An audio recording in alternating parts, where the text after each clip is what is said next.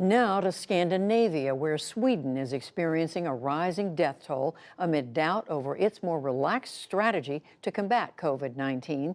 Meanwhile, its neighbor Denmark is set to ease some of its lockdown restrictions because of a drop in the number of infections and deaths. Special correspondent Malcolm Brabant lived in the Danish capital for 7 years, but he joins us tonight from his home outside London. Malcolm? Judy, tonight we're still in lockdown in Britain. At first the government here adopted the Swedish version, which meant that there were fairly limited restrictions. Then they switched to the Danish version, which required an almost total shutdown. This is a story of two very similar Nordic cultures who've got a widely differing approach about how to fight COVID-19. At a time when most of the world is shuttered, Sweden is open for business. Markets and shops are trading, restaurants are serving, schools are educating. The Swedes advocate limited social distancing. Their strategy is to protect the vulnerable while allowing the virus to spread through healthy people so they can develop antibodies.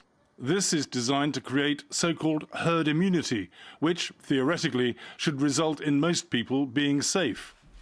But today, the health authorities announced a further 96 fatalities.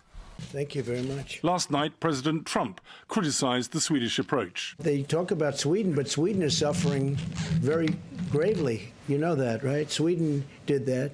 The herd, they call it the herd. The Swedish antivirus campaign is being led not by the country's prime minister, but by Anders Tegnell, an epidemiologist with experience of fighting Ebola in Africa. He responded to Mr. Trump this afternoon. No, we don't share his opinion. Of course we're suffering. Everybody in the world is suffering right now in different ways. But Swedish healthcare, which I guess he alludes to, is very difficult to understand, is taking care of this in a very, very good manner. Fellow scientist Marcus Carlsson despairs of Sweden being so out of step with most of the world. This, to me, sounds a bit like a madman. We are here playing Russian roulette with the Swedish population. King Carl Gustaf hinted at disapproval of government tactics as he urged Swedes to cancel the traditional annual getaway to country cabins. En del av detta kommer inte vara. Some of this will not be possible this Easter. Det måste vi acceptera. We have to accept this. We have to rethink and adjust to staying at home. Att stanna hemma. My view is that it's a hopeful thing that Sweden is taking another path, that we don't have these draconian measures with police walking the streets, stopping people from leaving their homes, and the military and so on. Novelist and newspaper columnist Lena Andersson approves of what she believes is Swedish common sense. So I see it as a sound rationality. Once you get this explained by the authorities and the experts, people are grown up and adult enough to realize that's the wise thing to do. It's not that you have to pick between locking down society for 2 years or going for herd immunity through infections, which is what Swedes are doing. We met Iranian-born economist Tino Sanandaji in 2015. He's renowned for challenging conventional Swedish thought and wishes the country had followed some Asian models. The South Koreans are containing it. They use mass testing, tracking. There are other technologies, masks. Since that option exists, because I believe that option does exist, the Swedish authorities have sort of dismissed it. It's just not. South Korea is so different. We can't do that. Why? In Sweden, the rate of deaths stands at 69 per million and rising, whereas 5 miles away, across the bridge in Denmark, it's 39 per million. The Danes love community singing and what they call hygge, which translates as being cosy while staying at home. The state broadcaster has combined both components with a daily televised sing-along during a month-long lockdown.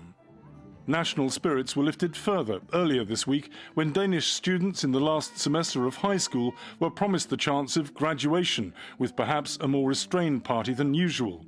They were told they could resume their education after Easter. Pupils aged under 10 will also return to school. But amid concerns that there could be a resurgence of the virus, most businesses will remain locked down for a further month. Prime Minister Mette Frederiksen. In reality, it will be a bit like a high wire act. If we stop, we can fall. If we move forward too quickly, something else can go wrong. And that is why we have to take one cautious step at a time. You know, I'm very, very happy to have been in Denmark during all of this. So it's a political decision, but it's one that's extremely reassuring. And for me, yes, I think they've got it right. We met Nordic expert Michael Booth 4 years ago. He's author of a book called The Almost Nearly Perfect People. We know that the Danes are the happiest people in the world, but they're also the most trusting. The levels of trust between people and from the people to their institutions and even their politicians, which is the most remarkable thing from a British or American point of view. There's a sense of relief amongst Danes that the curve appears to be flattening and that their restraint seems to be paying off. Mike Viking runs a Danish think tank focused on well-being, happiness and quality of life.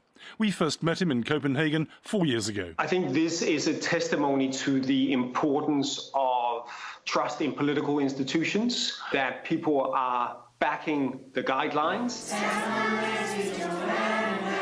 For the time being, Danes will keep on community singing, but the Swedes have been warned that the rising death toll may force the government to change its tune and impose tougher restrictions. For the PBS NewsHour, I'm Malcolm Brabant.